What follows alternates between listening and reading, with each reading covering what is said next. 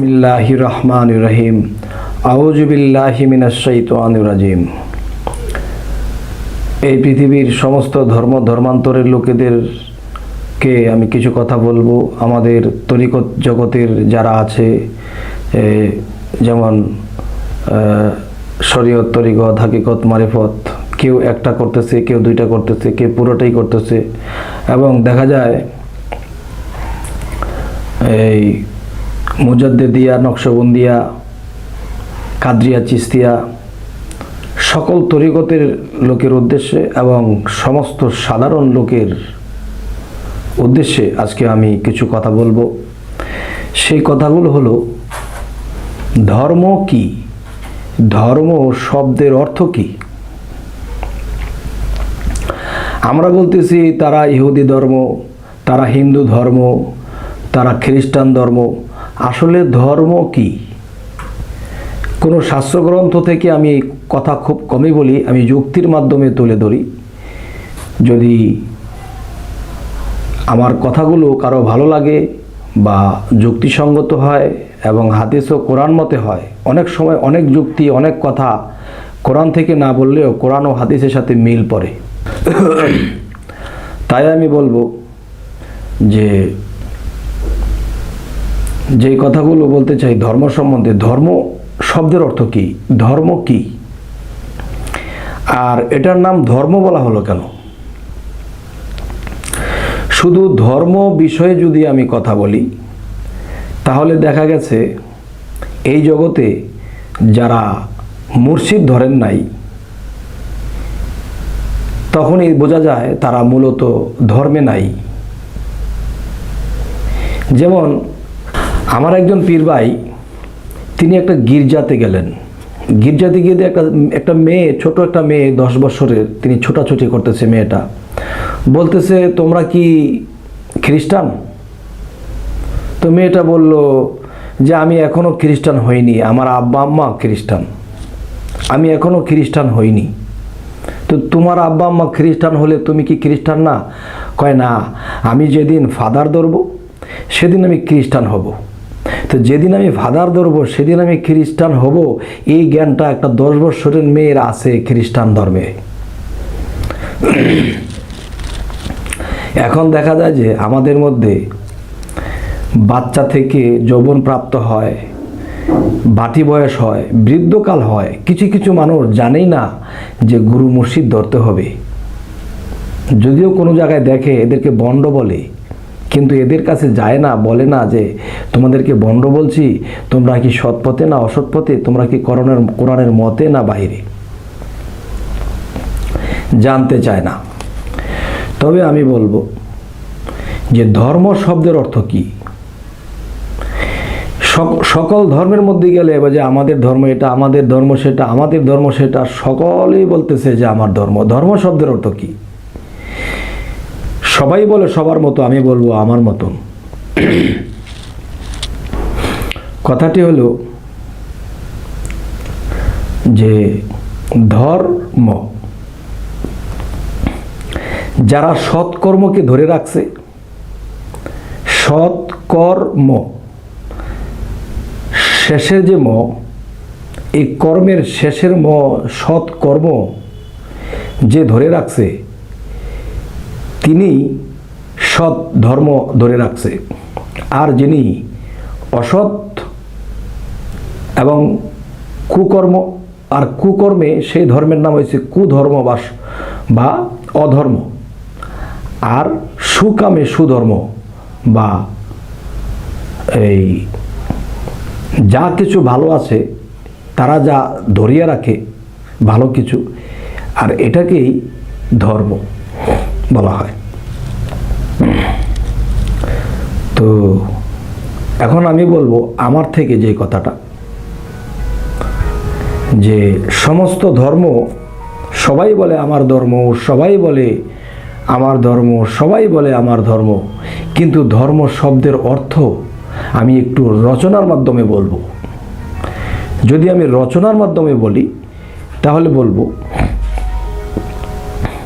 যে ধর্ম, মাকে ধরো। মাকে ধরো কিরকম?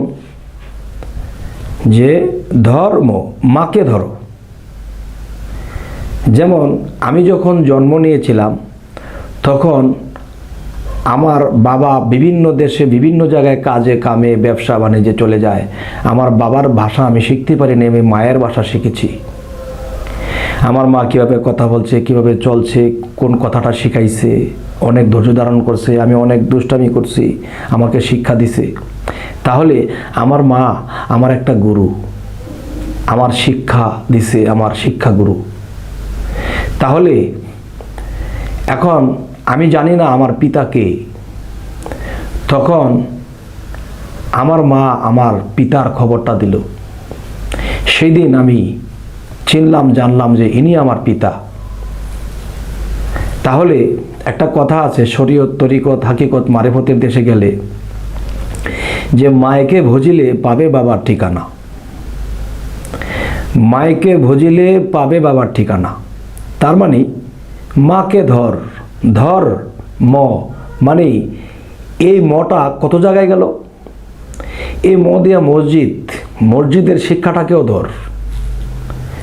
ম দিয়া মোহাম্মদ, মোহাম্মদের শিক্ষাটাও ধর। ম দিয়া মা, মায়ের শিক্ষাটাও ধর। এবং ম দিয়া মক্কা, মক্কায়ও যাইতে হবে। তাহলে এই ম দিয়া যদি ম দিয়া বা মা দিয়া যে শুরু করে তার সমস্ত কিছুই ভালো হবে।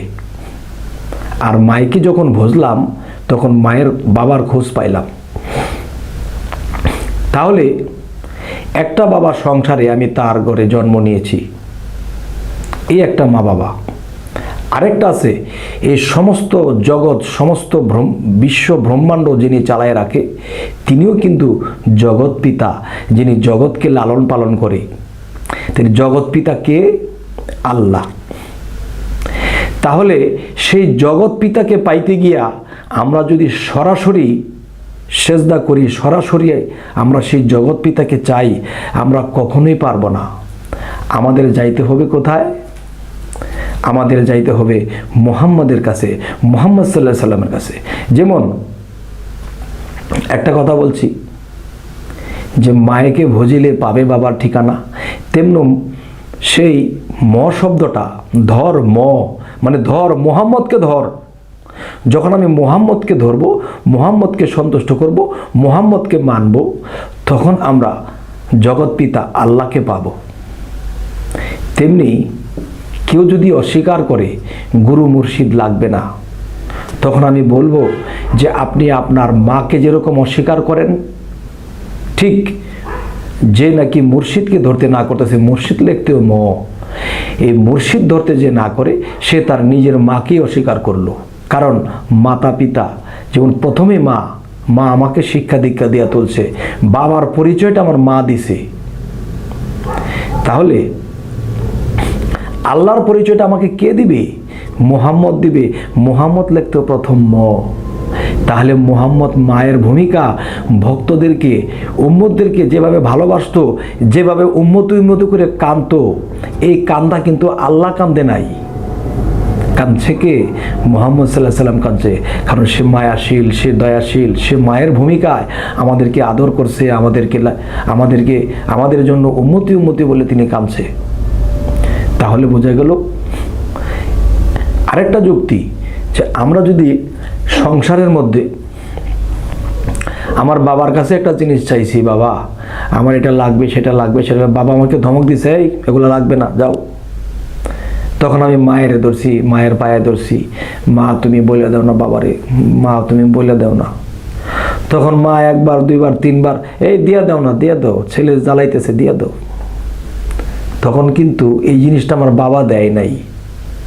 তখন মা যখন বলছে, তখন কিন্তু বাবা আর না দেয়া পারে নাই। তাই বলি এই জগৎ স্রষ্টা যিনি, তার কাছ থেকে সরাসরি যারা চায় তারা এরকমই পাবে না। কারণ সংসারের দায়ভার বাবার পরের স্তরে মায়ের, এবং মা যদি কিছু বলে তাহলে বাবা করতে বাধ্য করে। তাহলে এই জগৎ সৃষ্টি হয়েছে মোহাম্মদী নূরে। এই মোহাম্মদ সাল্লাল্লাহু আলাইহি সাল্লাম আল্লাহর দোস্ত, আল্লাহর বন্ধু। তিনি যদি কিছু বলে আল্লাহকে যে আল্লাহ ওনাকে দাও, উনি আমার কাছে, তোমার কাছে চাইয়া তো পাইল না, আমার কাছে চাইছে, কি করবা, আমার দিকে চাইয়া তাকে দাও, তখন মোহাম্মদের দিকে তাকায়া আল্লাহর দিতে হয়।